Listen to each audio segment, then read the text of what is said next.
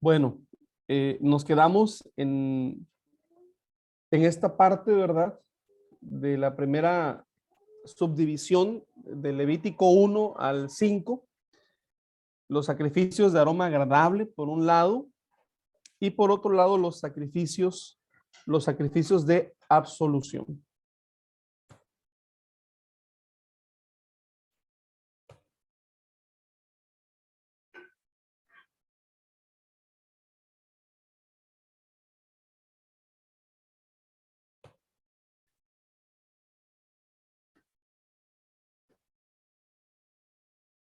Bueno, estas diapositivas ya las habíamos pasado.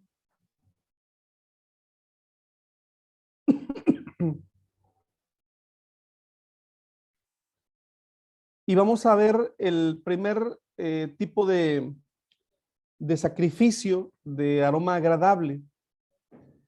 El primero que vamos a ver es el que se conoce como un holocausto. El holocausto.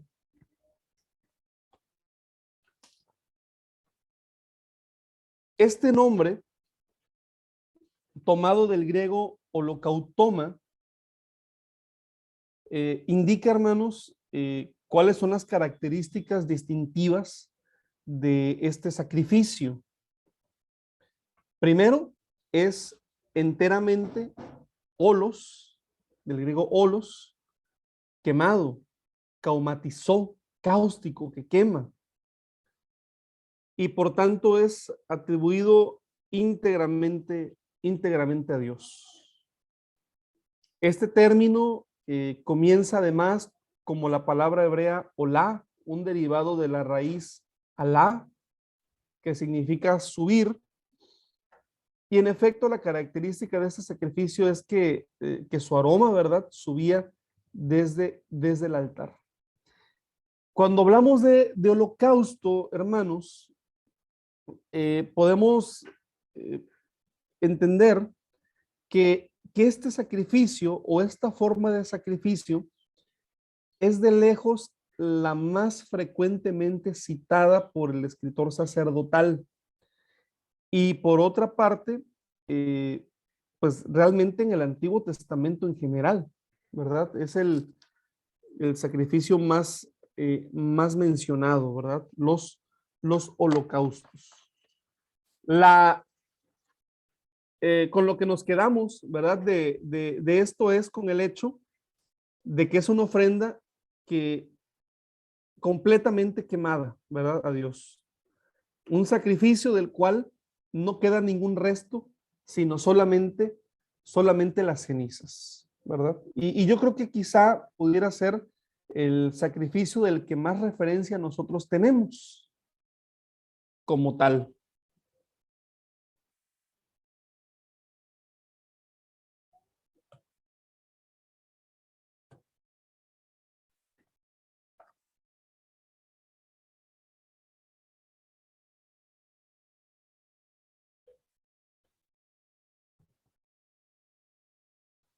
El siguiente, eh, el siguiente que tenemos, hermanos, es el que se conoce en la Biblia como ofrenda vegetal, hermanos. Curiosamente, ¿verdad? Encontramos en la Biblia este tipo de ofrendas. Y la función que se le atribuye tradicionalmente es la de expresar el homenaje del sujeto al rey, del vasallo a su soberano. La importancia atribuida por el escritor sacerdotal a la ofrenda vegetal realmente impide considerarla como un simple apéndice, hermanos, del sacrificio cruento, ¿sí? Esta la encontramos en el capítulo 2 de Levítico. Inicia el capítulo 2 de Levítico diciendo: cuando alguien presente como ofrenda al Señor una ofrenda vegetal, esta será de harina fina sobre la cual derramará aceite y pondrá incienso. la traerá a los sacerdotes, hijos de Aarón. El sacerdote tomará un puñado de la harina fina de la ofrenda y parte del aceite con todo su incienso, y hará arder sobre el altar la porción de ella como recordatorio. Es una ofrenda quemada de grato olor al Señor. Lo que sobre de la ofrenda, fíjense, lo que sobre de la ofrenda será para Aarón y para sus hijos. Es lo más sagrado de las ofrendas quemadas al Señor. Luego dice el verso 4, cuando presentes una ofrenda vegetal cocida al horno, esta será de tortas de harina fina sin levadura, amasadas con aceite, y galletas sin levadura, untadas con aceite, etcétera, ¿verdad? En el capítulo 2 vemos esto, hermanos. Bueno, pero aquí vemos una característica, aparte de verdad de que es una ofrenda vegetal, de que no es, no implica la muerte de una víctima, que esa es una característica bastante importante. La otra es que en esta ofrenda ya hay una porción que se ofrece a Dios en sacrificio, pero también hay una porción de la cual se le convida, ¿verdad? O más bien se le entrega a los sacerdotes. Era una ofrenda importante, hermanos, también esta ofrenda vegetal. No por nada, ¿verdad? La encontramos ya en el capítulo 2 del libro de Levítico, ¿sí?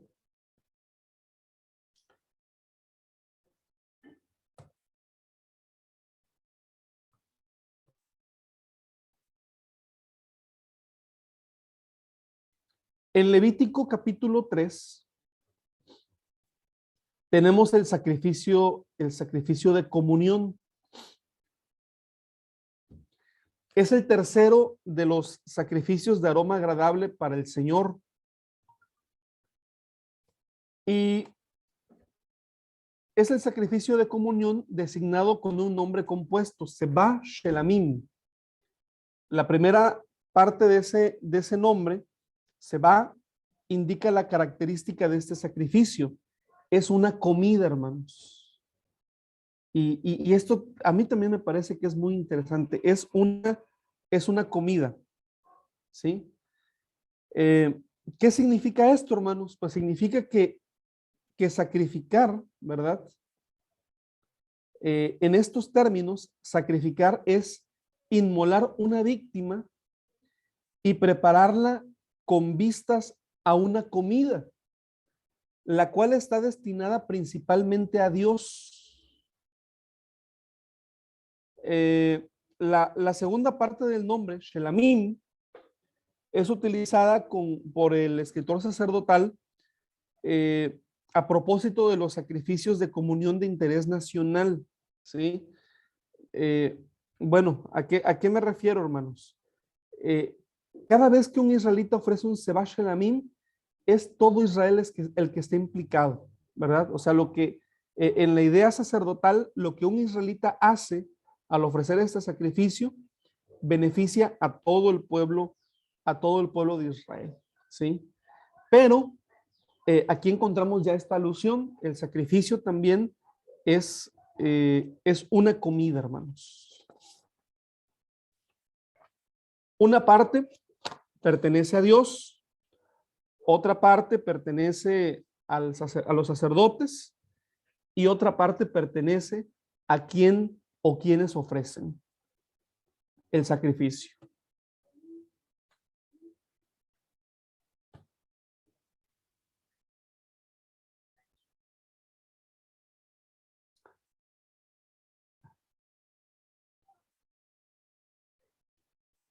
Bueno, perdón, me adelanté un poquito. Solamente mencionar en esta diapositiva que los sacrificios de comunión, hermanos, como lo pueden ver ustedes en la tabla de la parte de la derecha de la pantalla, hay varias clases de sacrificios de comunión. Hay varios tipos de Seba Shelamim, ¿verdad? Por ejemplo, está el sacrificio de consagración de los sacerdotes. Cuando se consagraba un sacerdote, ¿verdad? Se hacía el miyuim. Estaba, por ejemplo, también el sacrificio de conclusión del voto del nazir, ¿verdad? Hemos, en la Biblia, ¿verdad? El Levítico precisamente nos habla de los nazires. Hay un personaje en el libro de los jueces que era nazir o nazareo. Recordarán ustedes el caso de Sansón, ¿verdad? El cual había hecho un voto de no cortarse el cabello. Bueno, cuando se terminaba, los votos generalmente, hermanos, eran por un tiempo determinado. Cuando ese voto terminaba, se hacía un sacrificio, hermanos. Están los que se conocen como sacrificios de alabanza, el sacrificio de alabanza, ¿verdad? Hoy para nosotros pudiera, bueno, se escucha mucho al cantar, ¿no? Pero el sacrificio de alabanza era una especie de sacrificio solo para alabar a Dios. Y el sacrificio espontáneo, hermanos, que era el sacrificio de comunión ofrecido después de un voto, bueno, o también el sacrificio espontáneo, ¿no? Dicho esto, podrán ustedes imaginarse, ¿verdad?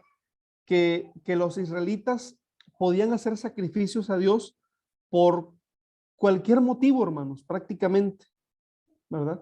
Si hacían una promesa o cuando se finalizaba esa promesa, eh, pero cuando decimos que puede haber sacrificios espontáneos, es que incluso no necesitaban ni siquiera tener una razón, hermanos. Podían espontáneamente ofrecer sacrificio a Dios.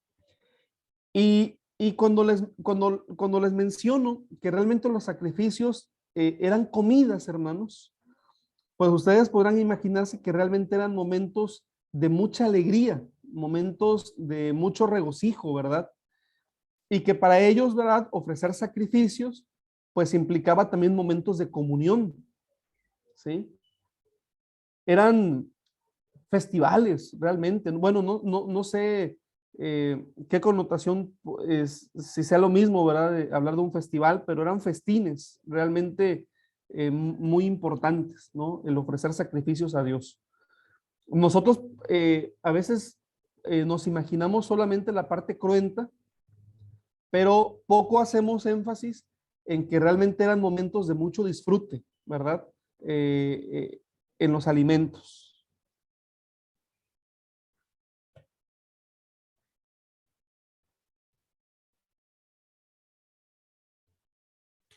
Ahora, están también los sacrificios de absolución.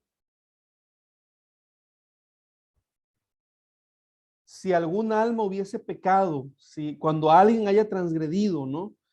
Entonces, esa persona que transgredió eh, tendría que ofrecer un sacrificio por el pecado, el hatat. Pero también tenemos al que se le llama el sacrificio de reparación.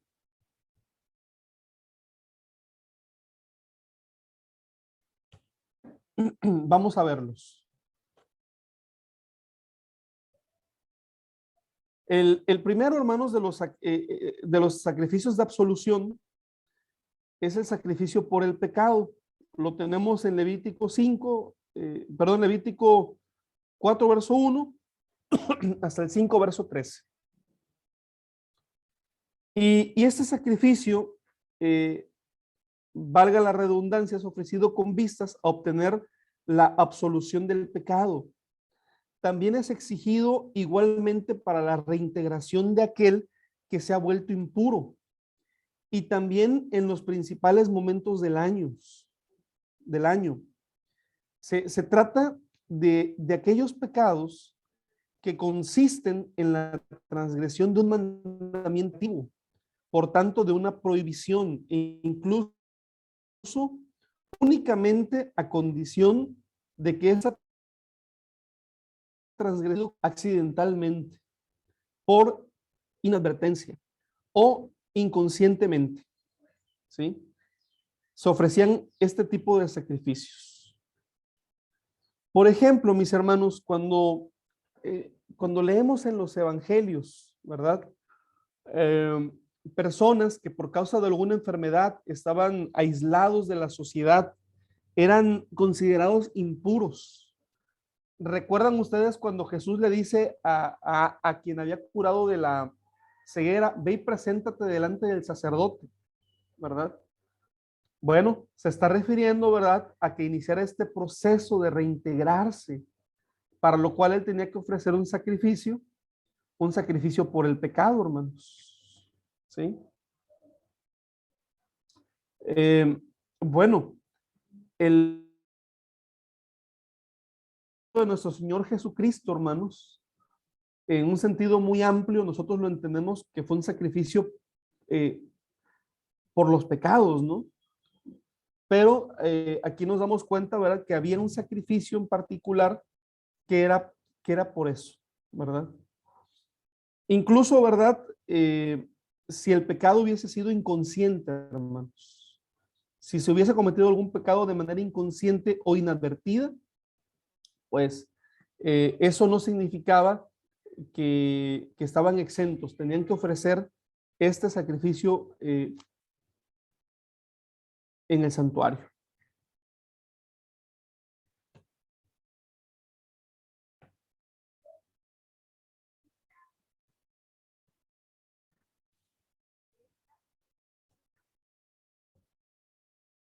Y el siguiente sacrificio que vemos aquí es el sacrificio de reparación, ¿sí? Del capítulo 5, versos 14 al 26. Este sacrificio de reparación, hermanos, era exigido en caso de apropiación inadvertida de cosas santas que pertenezcan a Dios y en caso de estafa o de robo en detrimento de otro israelita.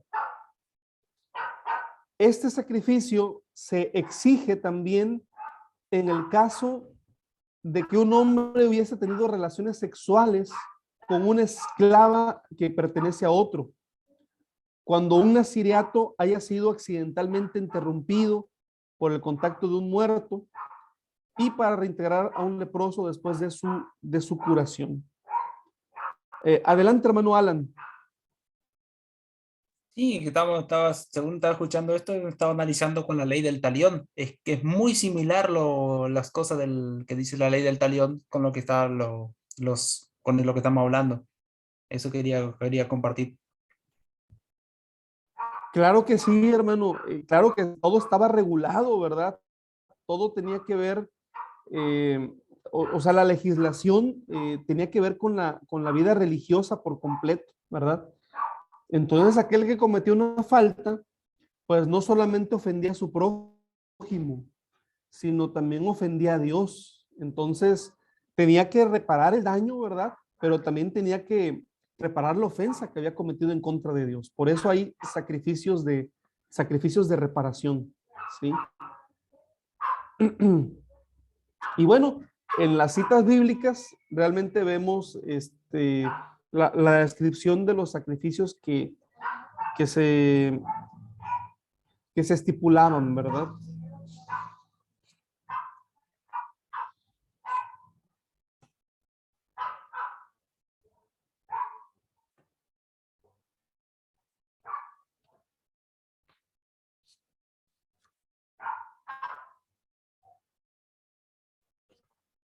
El siguiente tema que vamos a ver es el lugar del sacrificio en la vida de Israel. Pero antes de pasar a este apartado, quiero comentar con ustedes, hermanos. En un inicio de la clase les mencionaba que realmente la gran mayoría del Antiguo Testamento nos habla de este tema. O sea, son contados los libros, por ahí algunos profetas menores, el libro de Ruth, Cantar de los Cantares, que no lo menciona, que no menciona el tema de los sacrificios. El libro de Salmos está lleno de alusiones a los sacrificios. La única diferencia es que Levítico, hermanos, es manual de liturgia, ¿sí? Entonces, el libro de Levítico describe el procedimiento por el cual se tenían que hacer cada uno de los sacrificios, cada una de las ofrendas. Esa es la diferencia, ¿sí? Recordarán ustedes en una de las clases que mencionaba que el libro de Levítico en realidad en la vida religiosa era el más importante. Y ahorita podemos entender un poquito esto porque Levítico estaba al centro o está al centro del Pentateuco. No es casualidad. Toda la vida religiosa se regulaba con base en lo que establece el libro de Levítico, hermanos. Las razones por las cuales ofrecer sacrificios, qué tipo de sacrificios, cómo se tiene que hacer, dónde se tiene que hacer, etcétera, ¿no? Ahora bien, aunque solamente en Levítico encontramos esta descripción así, ¿verdad? Tan precisa, realmente los holocaustos y los sacrificios de comunión están presentes en los textos narrativos. Y ahora a mí me parece que nosotros podemos ver los relatos del Antiguo Testamento y hasta del Nuevo, en algunos casos, cómo estas narraciones constituyen una fuente particularmente preciosa para estudiar la función de los diferentes tipos de sacrificios, ya en los textos narrativos, ¿sí? Mientras que en Levítico, ¿verdad? Se describen a través de fórmulas estereotipadas, ¿verdad?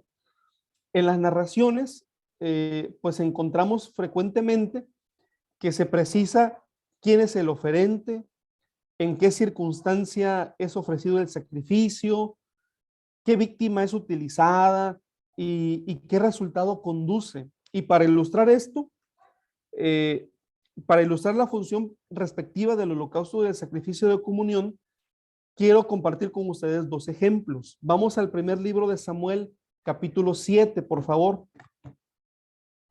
Primer libro de Samuel, capítulo 7. Y les voy a pedir a quien lo desee hacer, ¿verdad? Que nos apoye con la lectura desde el verso 7 hasta el verso 14. Primer libro de Samuel 7, del verso 7 al verso 14. Por favor, quien lo tenga a la mano lo puede leer.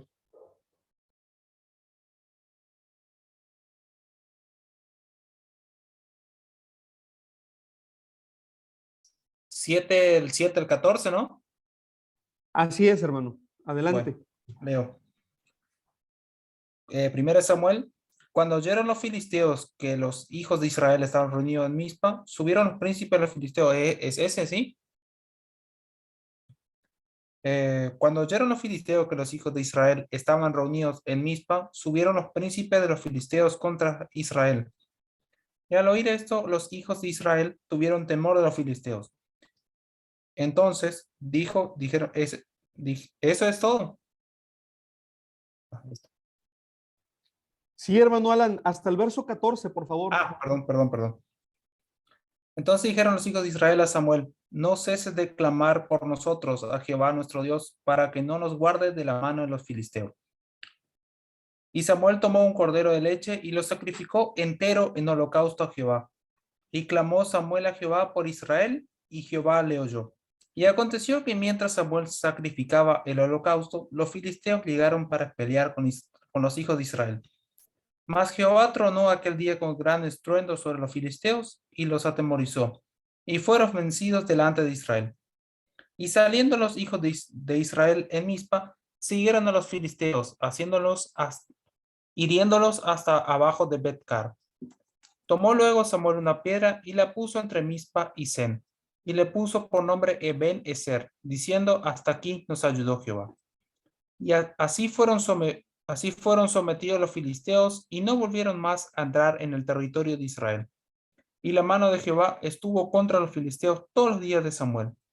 Y fueron restituidos a los hijos de Israel las ciudades que los filisteos habían tomado a los israelitas, desde Ecrón hasta Gat. E Israel libró su territorio de la mano de los filisteos y hubo paz entre Israel y el amorreo. Muchas gracias, hermano Alan. Bueno, aquí este texto, ¿verdad? Ya lo podemos ver con, vamos a decir, no que lo veíamos con ojos inadecuados, pero ya teniendo el contexto de lo que es el sistema de sacrificios, me parece que podemos ver como con más claridad, ¿no? Por ejemplo, en esta narración, lo que nos dice la palabra es que todo Israel estaba reunido en Mizpa, ¿verdad? Y estaban allí para celebrar eh, un ritual penitencial, ¿verdad? Estaban allí para ofrecer un sacrificio a Dios, un holocausto. Pero los filisteos atacan súbitamente. Entonces, de forma urgente, Samuel toma un cordero, ¿verdad? Un cordero de leche, y dice el texto bíblico que lo ofrece en holocausto. Dice, lo ofrece en holocausto al Señor. Recuerden ustedes que el holocausto es la ofrenda completamente quemada, ¿verdad? Por eso lo describe, ofrece el cordero en holocausto. Y enseguida, hermanos, el relato continúa diciendo que el Señor interviene contra los filisteos para dispersarlos. Entonces a Israel solo le queda lanzarse en persecución de los filisteos, que ya eran un ejército derrotado. Y esta victoria se conmemoró, ¿verdad? Con una piedra, con una estela, en el lugar en el que los perseguidores se detuvieron. Expulsaron a los filisteos de su territorio y los filisteos se vieron obligados a restituir las ciudades israelitas de las que se habían apoderado. Entonces, bueno, aquí vemos que el holocausto tiene como función provocar la intervención instantánea del Señor, hermanos. Una intervención directa y no mediada, una intervención en la que se manifiesta su presencia por medio de un gran estruendo. Así que aquí el holocausto, hermanos, cumple una función de hacer que Dios venga para bendecir a Dios, para bendecir al pueblo de Israel y para liquidar a los filisteos, hermanos. ¿Sí? Bueno, vamos a ver otro relato, también muy bonito. Ya vimos uno de un holocausto, ahora vamos a ver el de un sacrificio de comunión. Y vamos también al primer libro de Samuel, pero ahora va a ser capítulo 1, del verso 1 al verso 18, hermanos. Primer libro de Samuel, capítulo 1, del verso 1 al 18. Por favor, igual, hermanos, quien de ustedes lo tenga, por favor, le pido que le pueda dar lectura. Yo leo, Adelante, hermano. hermana. Adelante, hermana. Dice así la palabra. Hubo un varón de Ramataim, de Sofim, del monte de Efraín, que se llamaba Elcana, hijo de Zeroham, hijo de Eliú, hijo de Tou, hijo de Suf, Efrateo. Y tenía él 2 mujeres. El nombre de una era Ana y el de la otra Penina. Y Penina tenía hijos, mas Ana no los tenía. Y todos los años aquel varón subía de su ciudad para adorar y para ofrecer sacrificios a Jehová de los ejércitos en Silo, donde estaban 2 hijos de Elí, Ofni y Fines, sacerdotes de Jehová. Y cuando llegaba el día en el que Elcana ofrecía el sacrificio, daba a Penina su mujer, a todos sus hijos y a todas sus hijas, a cada uno su parte. Pero a Ana daba una parte escogida porque amaba a Ana, aunque Jehová no le había concedido tener hijos. Y su rival la irritaba, enojándola y entristeciéndola, porque Jehová no le había concedido tener hijos. Así hacía cada año. Cuando subía a la casa de Jehová, la irritaba así, por lo cual Ana lloraba y no comía. Elcana, su marido, le dijo: Ana, ¿por qué lloras? ¿Por qué no comes? ¿Y por qué está afligido tu corazón? ¿No te soy yo mejor que 10 hijos? Y se levantó Ana después que hubo comido y bebido en Silo, y mientras el sacerdote Elí estaba sentado en una silla junto a un pilar del templo de Jehová, ella con amargura del alma oró a Jehová y lloró abundantemente. E hizo voto diciendo: Jehová de los ejércitos, si te dignares mirar a la aflicción de tu sierva y te acordares de mí, y no te olvidares de tu sierva, sino que le dieres a tu sierva un hijo varón, yo lo dedicaré a Jehová a todos los días de su vida, y no pasará navaja sobre su cabeza. Mientras ella oraba largamente delante de Jehová, Elí estaba observando la boca de ella, pero Ana hablaba en su corazón, y solamente se movían sus labios, y su voz no se oía, y Elí la tuvo por ebria. Entonces le dijo Elí: ¿hasta cuándo estarás ebria? Digiere tu vino. Y Ana le respondió diciendo: no, señor mío, yo soy una mujer atribulada de espíritu. No he bebido vino ni sidra, sino que he derramado mi alma delante de Jehová. No tengas a tu sierva por una mujer impía, porque por la magnitud de mis congojas y de mi aflicción he hablado hasta ahora. Elí respondió y dijo: ve en paz, y el Dios de Israel te otorgue la petición que le has hecho. Y ella dijo: halle tu sierva gracia delante de tus ojos. Y se fue la mujer por su camino, y comió, y no estuvo más triste. Amén. Amén. Muchas gracias, hermana Bere. Bueno, aquí tenemos otro ejemplo, hermanos, ahora de un sacrificio de comunión. Este es el relato de Ana y el Cana, o el Caná en Silo, uno de los santuarios israelitas, ¿verdad? Antes de la era del templo. Y este relato, que es relativo a los futuros padres del profeta Samuel, muestra características distintivas del sacrificio de comunión. Por ejemplo, en este relato que nuestra hermana Bere ha leído, contrariamente al holocausto, este sacrificio se desarrolla siempre en el santuario local o nacional, ¿verdad? En donde uno se dirige con su familia, es decir, la persona que ofrecía el sacrificio podía ir solo o podía hacerse acompañar de su familia o de otros invitados, ¿sí? Con ocasión de una peregrinación anual, por ejemplo, o para cumplir un voto, ¿verdad? En el caso del Cana, el verso 3 dice: cada año él salía de su pueblo para adorar al Señor. Es decir, él tenía la costumbre de ir cada año al santuario. Era una peregrinación anual, ¿sí? Pero este sacrificio no tiene el carácter dramático del holocausto. Por el contrario, está marcado por la alegría, ¿verdad? Y podríamos decir que incluso por una alegría a veces exuberante, porque en el verso 14, ¿verdad? Por lo menos en la nueva versión internacional, cuando el sacerdote Elí ve a Ana, le dice: ¿hasta cuándo te va a durar la borrachera? Deja ya el vino. Entonces se podrán dar cuenta, ¿verdad? Que eran ocasiones de grandes festines, ¿no? Que había en esos sacrificios. Había mucha comida, ¿verdad? Por eso podemos entender, ¿verdad? Que el sacerdote la regaña pensando que está ebria, ¿no? Así que bueno, son ocasiones de alegría, ¿verdad? Da lugar a una comida festiva en la que el oferente y sus invitados pues comparten una cabeza de ganado, hermanos. Ese es el alimento excepcional reservado para las fiestas.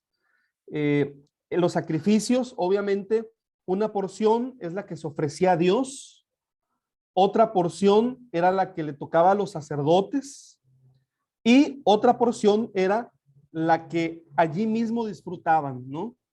Por eso vemos también que aquí mismo dice la Biblia que el Cana le daba a cada uno de los miembros de su familia su porción, pero a Ana dice que como la estimaba mucho o como la amaba mucho, le daba siempre una porción especial.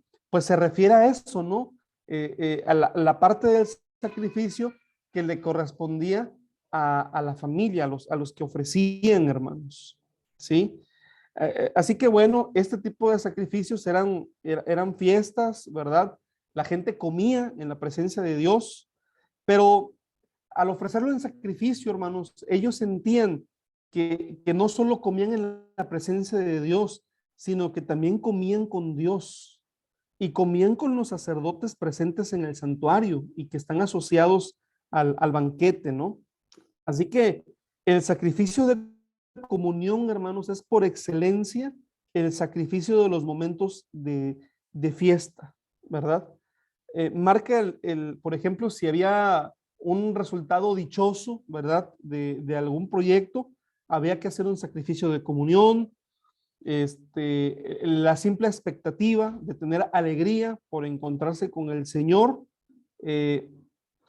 Los israelitas eran muy festivos, hermanos, y la mejor forma de reflejar esto eran los sacrificios de comunión, hermanos, ¿sí? Fíjense cómo la Biblia, hermanos, de manera narrativa, ¿verdad? Nos menciona también qué importantes eran los sacrificios en la vida del pueblo de Israel. Vimos dos ejemplos. Uno se trataba de un holocausto y otro se trató de un sacrificio. Bueno, voy a compartir la pantalla nuevamente.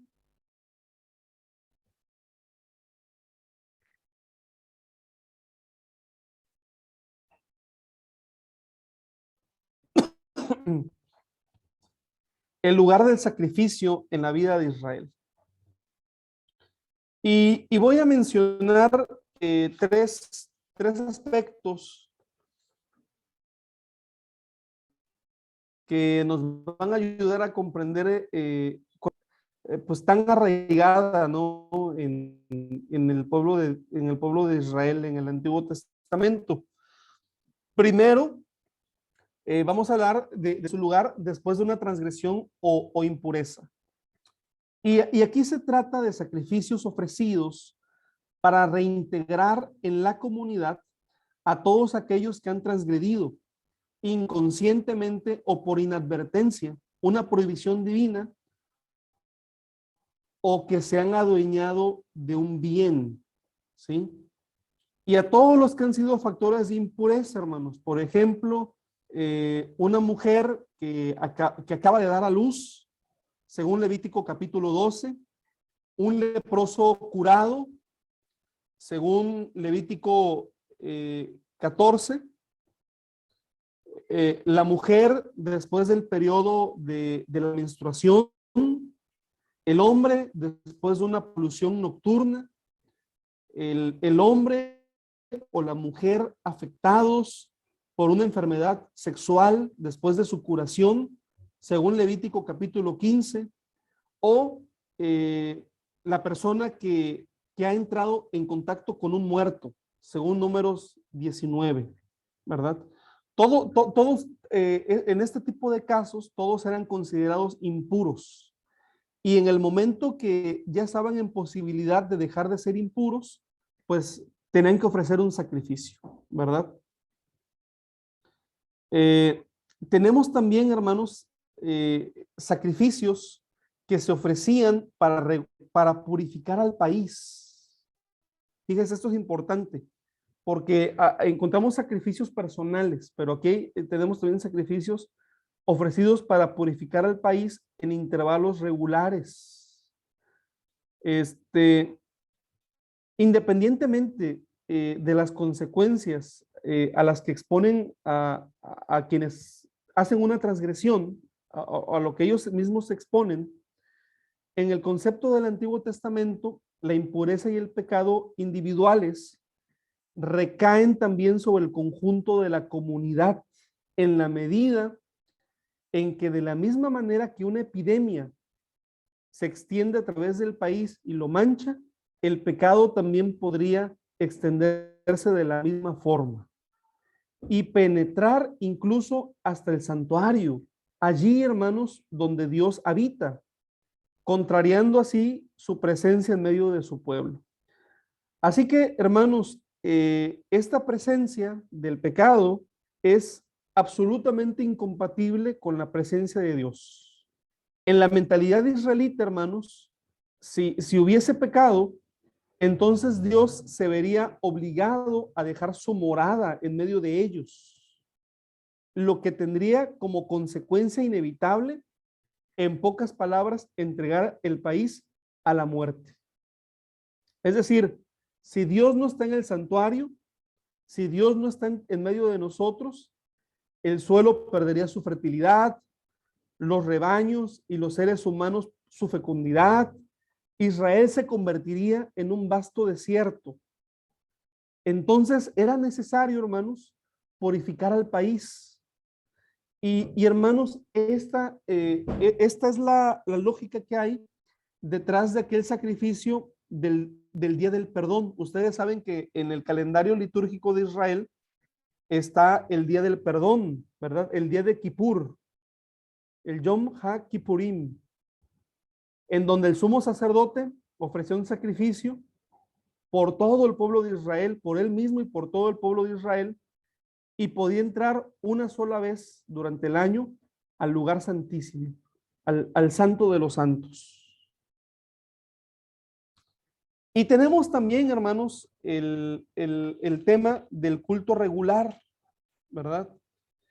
Estos sacrificios son ofrecidos como respuesta a la presencia de Dios como huésped divino. Y esa es la función, hermanos, del culto regular. La ofrenda de sacrificios, que en Números 28 y 29 la encontramos, pues es una ofrenda, ¿verdad?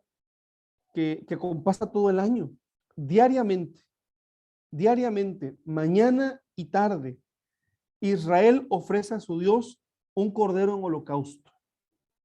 Mañana y tarde, todos los días, acompañado de una ofrenda vegetal. Y mientras que el sumo sacerdote ofrece, hermanos, los fieles abastecen de alguna manera el que no falte, ¿verdad? Las ofrendas para nuestro Dios.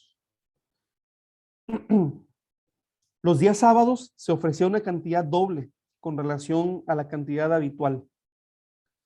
Al comienzo de cada mes se ofrecía además un holocausto de 2 becerros, se ofrecía un carnero, se ofrecían 7 corderos, se hacían ofrendas vegetales, se ofrecía un macho cabrío para el sacrificio por el pecado. ¿Y qué decir, hermanos, de los sacrificios que se ofrecían en las 3 fiestas, ¿verdad? La fiesta de los ácimos, al comienzo y al final de la siega de los cereales, y la fiesta de las cabañas. Entonces, el culto regular, hermanos, era un culto donde diariamente había sacrificios a nuestro Dios.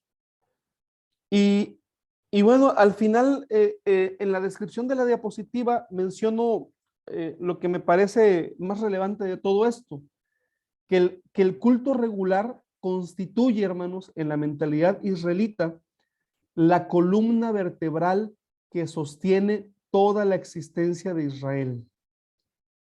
Sitúa a Israel bajo la bendición del Dios creador.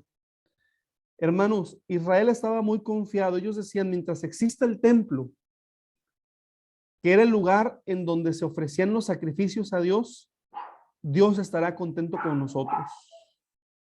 Mientras Dios esté contento porque le ofrecemos sacrificios, no tendremos ningún problema, ¿sí? Obviamente, hermanos, vamos a ver al inicio de la siguiente clase una crítica muy fuerte, ¿verdad? Que se hace por parte de los profetas al templo. Sus sacrificios los aborrezco, dice el profeta Isaías, ya no los tolero, me son desagradables.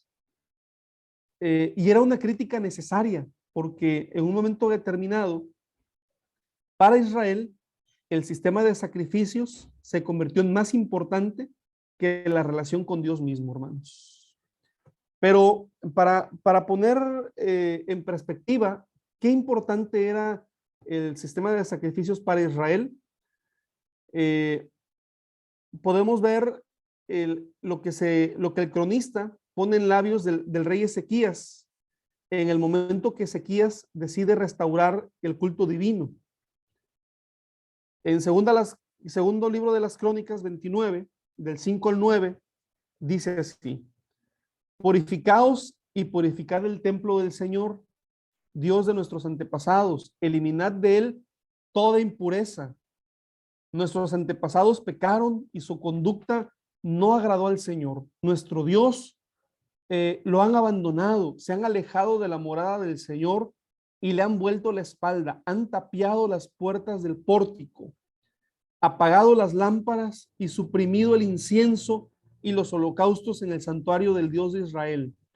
Por eso se ha desencadenado la ira del Señor contra Judá y Jerusalén, haciéndolos objeto de espanto, de estupor y de burla, como podéis ver con vuestros propios ojos. Por eso nuestros antepasados murieron a punta de espada y nuestros hijos, hijas y mujeres fueron llevados al destierro. Hermanos, la interrupción del culto regular, según estas palabras, era la visión del rey Ezequías, tuvo como consecuencia la desolación de Judá. Pero también, siguiendo esta lógica, él menciona que el restablecimiento del culto también supondría la restauración de Judá. Por eso, hermanos, en el libro de las Crónicas, no es casual que se conceda tanta importancia al templo y que asimile su construcción por Salomón a una edad de oro, porque lo que el templo y el sistema de sacrificios aporta a Israel no es solamente un culto, hermanos, sino la posibilidad de vivir, hermanos. Bueno, vamos a dar unos minutos para preguntas, hermanos, para comentarios, y si hay quejas, también para quejas. Adelante, hermanos. Hermano, yo estoy como Ana, déjeme digerir todo lo que dijo usted, por favor. No, bueno, para lo que sí me queda es que creo que ahora con esta clase entiendo todo lo que leí. Cuando yo justamente leí el Levítico, era algo que ya comentaba en otras clases, se me hacía denso porque era sacrificio para todo, ¿no? Entonces llega un punto en el que yo leía y decía yo, esto ya lo leí, esto ya lo dijo, no, este es un sacrificio diferente y esto habla para otra cosa. Entonces llega un punto en el que yo me mareaba, ¿no? Y ahora entender justamente esto que usted nos dio del tipo de sacrificios, ya para arrancar que había dos partes, o sea, el holocausto y el de sacrificio, ¿no? De absolución. Ya desde ahí arranco y digo, bueno, ahora sí ya empiezo a ordenar todo lo que yo leí y empiezo a entender justamente como hicimos con esas dos lecturas que me encantó, poder comprender realmente el texto bíblico, a qué se refiere con cada cosa, ¿no? De qué me está hablando cuando yo leo los relatos, porque por ahí sí, de verdad, para mí era complicado entender tanto sacrificio, tanta ofrenda, tanto holocausto, y yo decía, ay, es demasiado, yo ya me mareé. Pero la verdad que, no, muchas gracias, hermano. Sí, creo que tengo que repasar algunas cosas por ahí, pero demasiado interesante, muy bueno. Gracias, hermano, Dios le bendiga. Muchas gracias, hermana Bere, y gracias por su comentario que me anima mucho, ¿verdad? Saber que está resultando interesante esta clase. Es un desafío, hermanos, porque miren, es como si quisiéramos aprender a manejar un automóvil, cuando vamos a aprender a manejar un automóvil sin el automóvil, ¿verdad? O sea, no te pueden explicar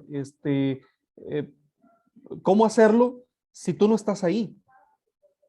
Pero cuando ya estás ahí, ya puedes comprender. A nosotros con el sistema de sacrificios nos pasa algo parecido, ¿verdad?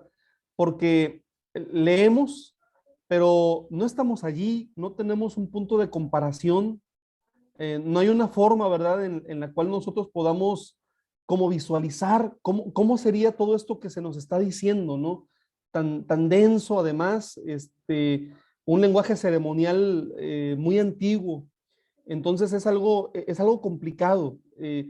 Y a veces como que nos decepcionamos desde un principio, porque como no tenemos punto de comparación, pues decimos, ¿cómo le vamos a hacer, no?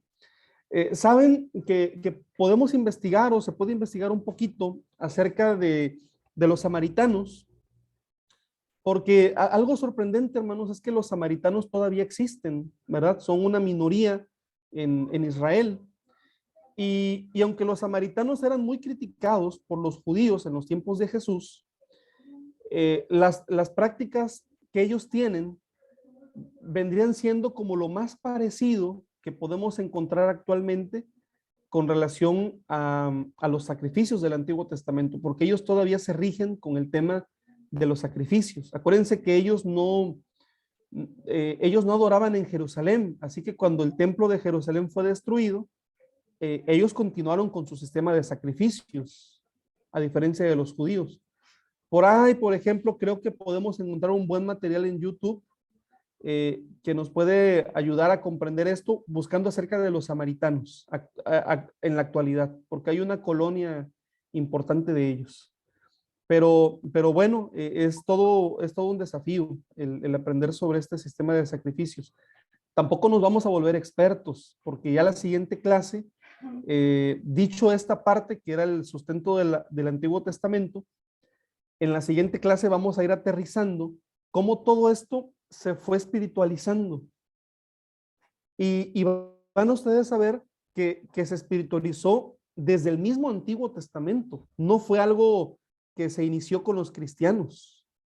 En el mismo Antiguo Testamento hubo ya una transición, ¿verdad? A espiritualizar muchos de los conceptos o a espiritualizar realmente todo este tema, ¿no? De alguna manera, pues ya lo veremos, primeramente Dios, ¿no? Pero también es importante que podamos tener una idea del trasfondo, ¿no? Desde dónde parte. A mi hermano Alan y después la hermana Clelia. Adelante, hermanos. Yo a veces me pregunto por qué tantas leyes le dio Dios al pueblo de Israel, porque ahí está, hay cosas para incluso para blanco o negro, yo no sé también para qué, será que porque el pueblo era demasiado idólatra o no sé, porque siempre me pregunto, porque hoy en día no hacemos nada de lo que hacía ese pueblo, por eso sí me pregunto eso. Bueno, seguramente, obviamente todo tiene una razón de ser, ¿no? Si lo buscáramos desde el punto histórico o histórico crítico, sería muy interesante, ¿verdad? Pero nos llevaría mucho tiempo y lo que sí me parece que nos podemos llevar como principio es que Dios no dejó a Israel en la elección, ¿verdad?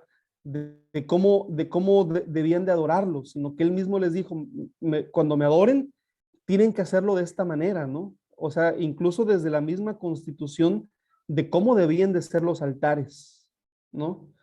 Eso habla, ¿no? De un Dios, ¿verdad? Que está interesado, ¿verdad? En la adoración de su pueblo. Creo que podríamos nosotros ir extrayendo muchos principios en nuestra práctica de adoración, ¿verdad? Eh, a lo mejor esto ya es más pastoral, esto que estoy comentando, ya no es tanto de meternos al análisis histórico crítico, ¿no? Pero saben que muchas veces hay quienes dicen, es que a Dios no le importa cómo tú hagas las cosas o cómo lo adores. A Dios lo que le importa es que tú lo hagas de corazón. Y bueno, cuando vemos esto, ¿verdad? Incluso desde la misma construcción del tabernáculo, ¿no? Pues yo veo a un Dios que sí está muy interesado, ¿no? En cómo se le rinde adoración, sin ser como muy papista en ese sentido, pero nos lleva a una reflexión importante, ¿no? De cómo podemos adorar de tal manera que Dios se agrade de esta adoración. El holocausto y el sacrificio, su razón de ser básica y esencial era que Dios se sintiera agradado, ¿no? Y creo que eso es lo que, en esencia, cuando lo adoramos, nosotros queremos eso también. Adelante, hermana Clelia. Bueno, primero decirle que estuvo muy linda la clase, la verdad que fue muy, muy clara. Y cuando iba explicando cada una de las partes, me acordé mucho de la doctrina que nosotros tenemos, ¿no? Es como que si la volcamos a lo moderno, es como que fue evolucionando y nos fue dejando cómo tenemos que comportarnos y de qué manera hacerlo. Y cuando usted hablaba de que cada vez que alguien cometía un pecado, consciente o inconscientemente, donde ofrecía ¿cómo se dice? Un holocausto, un sacrificio, me hizo acordar a la disciplina, ¿no? Que actualmente no hacemos este tipo de tradiciones que traía el pueblo, sino que cuando tenemos un mal comportamiento, tenemos una disciplina por ese comportamiento. Entonces yo decía, qué parecido, ¿no? Antes se hacía de esa manera y ahora ya no se hace de esa manera, pero sí igual se mantiene una disciplina para mantener el orden y para darse cuenta que lo que uno hizo estaba mal. Eso nada más quería decir. Sí, hermana, muchas gracias. Pues nosotros obviamente tenemos que ir haciendo nuestras propias asociaciones ya de estos conceptos. Muchos de los conceptos nosotros los utilizamos, pero tienen otro trasfondo, ¿no? O sea, nosotros en nuestro lenguaje religioso hablamos de altar, ¿no? Hablamos de un altar. Antes se hablaba de altar a la parte principal del templo, ¿no? Pero la Biblia nos menciona que nosotros somos un altar, cantamos alabanzas donde decimos, yo quiero ser un altar para el Señor. Y bueno, preguntémonos qué significa cuando nosotros cantamos, quiero ser un altar para Dios, ¿no? ¿Qué significado tendría ahora? En el altar se ofreció un sacrificio, ¿verdad? ¿Qué somos? ¿Somos el sacrificio? ¿Somos los oferentes?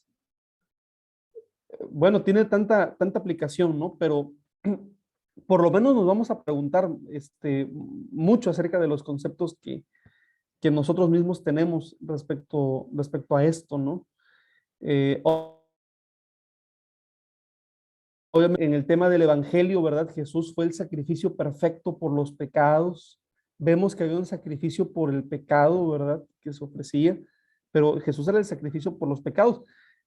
No sé qué idea, hermanos, cada uno de nosotros pudiese tener, ¿no? Acerca del tema de los sacrificios, pero yo creo que muy pocos nos imaginamos a priori que realmente se trataban de fiestas, o sea, eran momentos de mucho júbilo, ¿no? Eran momentos en donde la familia iba y disfrutaba y comía también y bueno, eran las fiestas del pueblo de Israel, ¿no? Eran las fiestas literalmente de ellos. Y yo digo, bueno, y qué interesante, ¿no? Que en los momentos de alegría ellos buscaban estar con Dios, ¿no? No había como una separación entre lo secular y lo religioso, ¿no? Sino que para ellos estar de fiesta, pues también era estar. Lo que te dijo, ¿no? Como para ellos este tipo de momentos implicaban una comunión con Dios y realmente lo disfrutaban y era una fiesta. Y me parece que ahora mucho se ha perdido, o al menos dentro de nuestra liturgia como Iglesia de Dios, porque a veces, digo, estamos compartido con muchos hermanos de muchos países y a veces parece que somos, no sé, como imitación o copia, digo yo, a veces de la liturgia católica, ¿no? Y parece a veces que cantamos casi cantos gregorianos y lo hacemos todo tan solemne y casi no queremos alzar la voz y como que no debe haber ese júbilo y percibo que muchas veces en nuestras congregaciones hay eso, como ese ser fríos o no sé si frío, indiferente o no sé si no se disfruta, no se hace con gozo y ahora me doy cuenta que el pueblo de Israel lo disfrutaba, era una fiesta realmente y era ese tiempo de comunión con Dios. Y creo que es algo que muchos hemos perdido a lo largo del tiempo, ¿no? De hacer todo como muy, decimos santo, santo, santo, como para no escandalizar a Dios. Y creo que no era algo o no es algo que Dios nos prohíba, ¿no? Así que esa parte me quedó también. Gracias. Muchas gracias, hermana Bere, muchas gracias. Y fíjense que en la siguiente clase vamos a seguir con esta línea y aunque vamos a tener dos clases para hablar de las ceremonias y vamos a abordar de lleno lo que es la cena del Señor, pero fíjense cómo el tema del sacrificio pasa por una comida Y la cena del Señor, finalmente, pues estamos hablando también de un momento de comunión, simbólicamente una comida también, ¿no? Entonces, esto va a desembocar también en la ceremonia de la cena del Señor, ¿sí? Así que, bueno, pues con el favor de Dios, nos saludamos el próximo martes y gracias a Dios, ¿verdad? Que pudimos sacar adelante esta primera clase de sacrificios. Y yo creo que la segunda va a ser mucho más interesante, no que esta no lo sea, porque vamos a ir aterrizando ya en los conceptos que tenemos. Creo que levantó usted la mano, hermana Lucy. ¿Sí? Ah, ok, adelante. Solamente quiero comentar algo, digo, mirando la historia y verla en las Sagradas Escrituras, que cada libro que fue escrito para nuestro bienestar, para nuestro conocimiento, fue hecho para que nosotros entendamos el corazón de Dios. Y yo aquí puedo mirar y me quedo con esto en mi corazón de saber que nuestro Dios quiere que nosotros hagamos sacrificios